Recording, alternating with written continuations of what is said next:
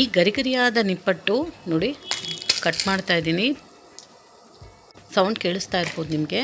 ತುಂಬ ಟೇಸ್ಟಿಯಾಗೋ ಹಾಗೂ ಬೇಗನೆ ಸುಲಭವಾಗಿ ಹಬ್ಬಗಳಿಗೆ ಏನಾದರೂ ತಿನ್ನಬೇಕು ಅನಿಸಿದಾಗ ಈ ಥರ ಸ್ಪೈಸಿಯಾಗಿ ಗರಿಗರಿಯಾದ ನಿಪ್ಪಟ್ಟನ್ನ ಈಸಿಯಾಗಿ ಸುಲಭವಾಗಿ ಮನೇಲಿ ಮಾಡೋ ವಿಧಾನ ನೋಡೋಣ. ಇದಕ್ಕೆ ಬೇಕಾಗಿರೋದು ಉಪ್ಪು, ಖಾರ, ಜೀರಿಗೆ, ಬಿಳಿ ಎಳ್ಳು, ಅಕ್ಕಿ ಹಿಟ್ಟು ಮತ್ತು ಹುರುಗಡ್ಲೆ, ಕಡಲೆ ಬೀಜ ತೊಗೊಂಡಿದ್ದೀನಿ. ಅಕ್ಕಿ ಹಿಟ್ಟನ್ನು 3 ಕಪ್ಪಷ್ಟು ಅಕ್ಕಿ ಹಿಟ್ಟು ತೊಗೊಂಡಿದ್ದೀನಿ. ಇಲ್ಲಿ ಉಪ್ಪು ರುಚಿಗೆ ಬೇಕಾಗುವಷ್ಟು ಇದನ್ನು ಹಾಕೋಣ.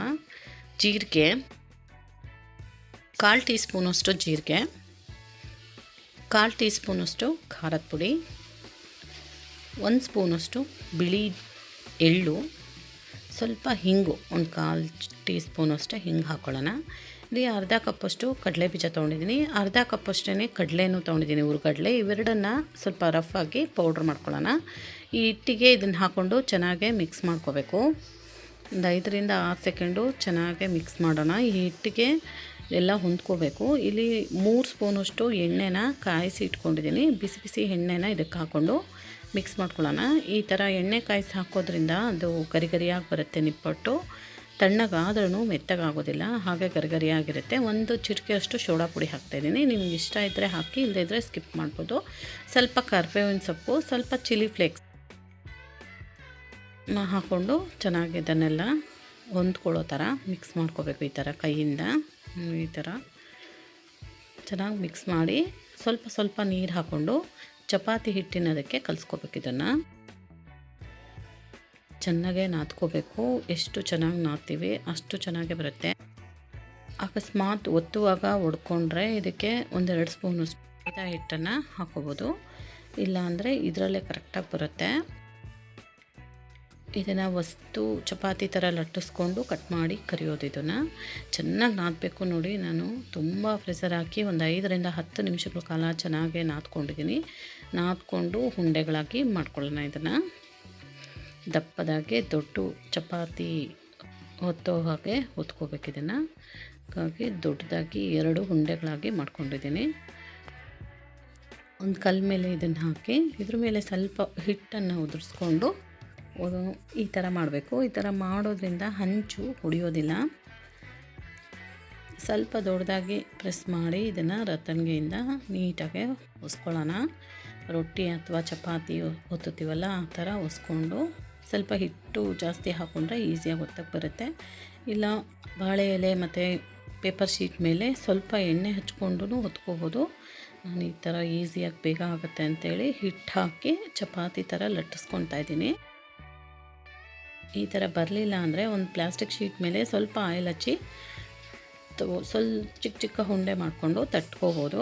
ತಟ್ಟಿನೂ ಮಾಡ್ಬೋದು, ತೆಳುವಾಗಿ ತೊಟ್ಕೋಬೋದು. ಈ ಥರ ಒತ್ತೋದ್ರಿಂದ ಎಲ್ಲೂ ಬ್ರೇಕ್ ಆಗೋದಿಲ್ಲ, ಗುಳ್ಳೆಗಳಾಗಿ ಬರೋದಿಲ್ಲ. ಹಾಗಾಗಿ ಸೀತಾ ಇದ್ದೀನಿ. ಇದಾದಮೇಲೆ ಒಂದು ಯಾವುದಾದ್ರೂ ಚಿಕ್ಕ ಬಾಕ್ಸ್ ಮುಚ್ಚೋಳದ ಸಹಾಯದಿಂದ ಈ ಥರ ಕಟ್ ಮಾಡ್ಕೊಳ್ಳೋಣ ರೌಂಡಾಗಿ. ಈ ಥರ ಮಾಡೋದ್ರಿಂದ ಎಲ್ಲ ಒಂದೇ ಸೈಜ್ ಬರುತ್ತೆ.